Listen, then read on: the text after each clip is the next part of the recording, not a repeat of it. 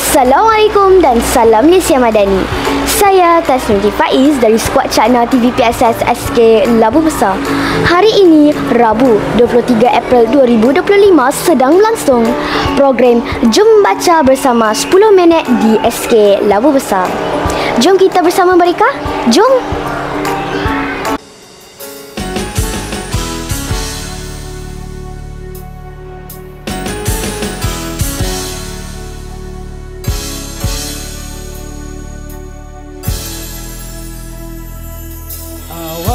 Tuhan ialah membaca, menuntut ilmu di seluruh budaya. Inilah teladan sepanjang masa, kaya hidup dengan membaca. Apalah nama pandai tanpa ilmu, apalah mahkota matanya palsu. Tanpa membaca cacat yang indah, tanpa ilmu kemanalah kita. Jika ilmu penuh di dada, bila bergaya dengan membaca. Dunia sempit menjadi luas, tempat kejayaan tiada terbatas.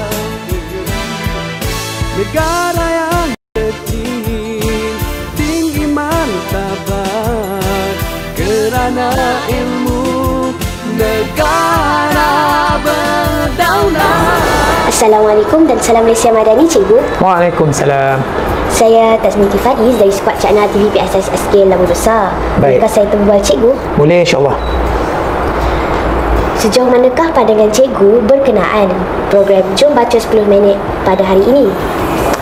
Baik, Assalamualaikum dan salam Malaysia Madani. Alhamdulillah, pada hari ini sekali lagi warga SK Labu Besar akan bersama-sama secara serentak satu Malaysia dalam program Jom Baca 10 Minit. Alhamdulillah, pada pandangan saya perkara ini ataupun program ini merupakan satu inisiatif yang cukup bermakna, kerana apabila kita melihat pengalaman kita pada sesi-sesi yang lepas, sedikit sebanyak program ini telah menarik minat kalangan murid untuk membaca buku ataupun bahan bukan buku untuk menambah ilmu pengetahuan.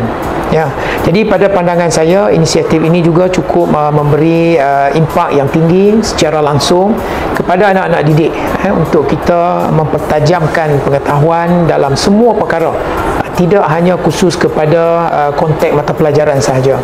Jadi harapan saya pihak Kementerian Pendidikan Malaysia dapat menjadikan program ini sebagai satu amalan rutin setiap tahun yang akan dapat meningkatkan kemahiran pengetahuan anak-anak didik kita dalam mengecapi ilmu pengetahuan yang lebih mendalam. Khususnya sekarang ini kita lihat diberi penekanan kepada bidang sains, matematik dan bahasa Inggeris, ya, STEM dan TVET. Jadi saya harap inisiatif ini juga akan membawa satu anjakan paradigma, perubahan ataupun transformasi kepada warga Malaysia umumnya, khususnya anak-anak didik di SK Labu Besar untuk mencapai satu tahap yang lebih cemerlang di persada pendidikan negara kita, insya-Allah. Terima kasih Cikgu atas perkongsian tadi. Sama-sama. Terima kasih kerana telah menonton berita daripada kami. Jangan lupa skuad Cakna TVPSS SK Labu Besar sumber informasi anda. Bye.